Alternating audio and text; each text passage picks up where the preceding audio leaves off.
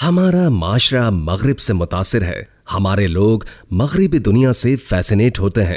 وہاں کی دنیا کی کئی بیماریوں سے ایک بیماری ہے لواطت۔ لواطت کا جرم سب جرائم سے بڑا اور سب گناہوں سے سب سے زیادہ قبیح گناہ ہے اور افعال میں سے غلط ہے۔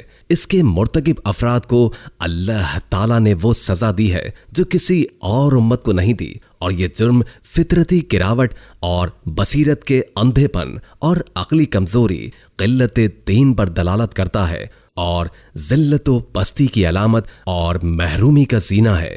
لواطت کے معنی ہے لڑکوں کے ساتھ بدفعلی کرنا۔ سب سے پہلے یہ بے شرمی کا کام حضرت لوط علیہ السلام کی قوم نے کیا۔ اللہ رب العزت نے قرآن پاک میں کئی مقامات پر حضرت سیدنا لوط علی نبینا و علیہ الصلاۃ والسلام کی قوم کا یہ قصہ ہمارے لیے بیان فرمایا ہے کہ اللہ تعالیٰ نے انہیں ان کے اس ناپاک فعل کے سبب انہیں ہلاک فرما دیا۔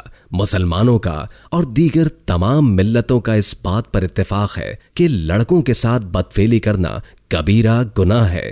سورہ اعراف میں اللہ تعالیٰ کا ارشاد ہے، اور لوط کو بھیجا جب اس نے اپنی قوم سے کہا، کیا وہ بے حیائی کرتے ہو جو تم سے پہلے جہاں میں کسی نے نہ کی؟ تم تو مردوں کے پاس شہوت سے جاتے ہو، عورتیں چھوڑ کر، بلکہ تم لوگ حد سے گزر گئے۔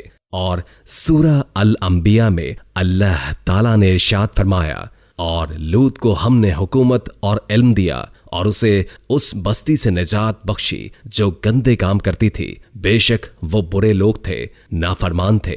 لواطت ایسا کام ہے جو مردوں کی اس اصل فطرت کے برعکس ہے جس پر اللہ تعالیٰ نے انہیں پیدا فرمایا ہے۔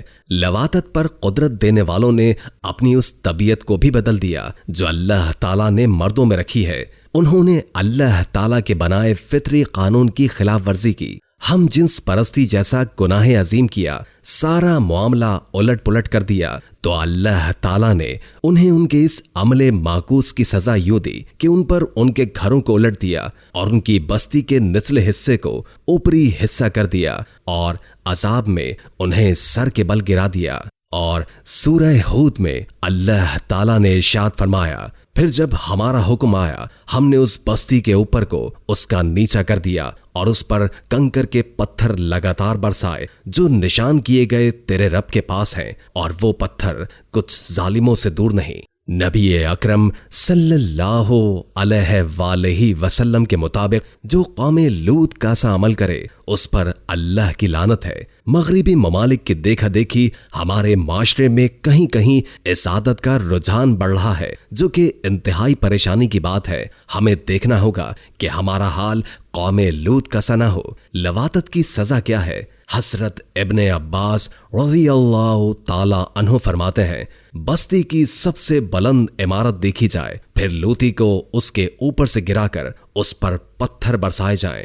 امام شافعی علی رحمت اللہ الکافی کا یہ مذہب ہے کہ زنا اور لواطت دونوں کی حد یکساں ہے، اور انحاف کا نظریہ بیان کرتے ہوئے صدر الفاضل علیہ رحمہ اپنے تفسیری حاشیے میں سورہ نور کی آیت نمبر 2 الزانیۃ والزانی الغ کے تحت فرماتے ہیں، لواطت زنا میں داخل نہیں، لہٰذا اس فعل سے حد واجب نہیں ہوتی لیکن تعریض واجب ہوتی ہے۔ صدر الشریعہ بدر الطریقہ مفتی امجد علی اعظمی اغلام کی تعریض کو بیان کرتے ہوئے فرماتے ہیں، اغلام یعنی پیچھے کے مقام میں وطی جمع کی تو اس کی سزا یہ ہے کہ اس کے اوپر دیوار گرا دیں یا اونچی جگہ سے اسے اوندھا گرائیں اور اس پر پتھر برسائیں یا اسے قید رکھیں یہاں تک کہ وہ مر جائے یا توبہ کرے۔ چند بار ایسا ہو تو بادشاہ اسلام اسے قتل کر ڈالے۔